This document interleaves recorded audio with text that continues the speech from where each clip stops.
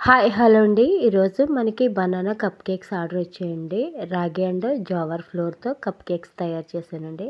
దీన్ని ఎలా తయారు చేశానన్నది చూద్దామండి. ముందుగా బటర్ తీసుకుని విస్కర్తో బాగా కలిపేసుకోండి. దీంట్లోకి బనానాని మ్యాష్ చేసుకుని దీంట్లో 1 table spoon coconut sugar add చేసుకున్నానండి. దీంట్లోకి ఒక ఎగ్ని బ్రేక్ చేసుకుని విస్కర్తో కలిపేసుకుని దీంట్లోనే కలిపేసుకోండి. వెనిలా ఎసెన్స్ కూడా దీంట్లో యాడ్ చేసేసుకోవాలి. ఇప్పుడు దీన్ని 2 పార్ట్స్ కింద డివైడ్ చేసుకోండి. ఒక దాంట్లో జోవర్ ఫ్లోర్, ఒక దాంట్లో రాగి ఫ్లోర్ యాడ్ చేసుకోవాలి.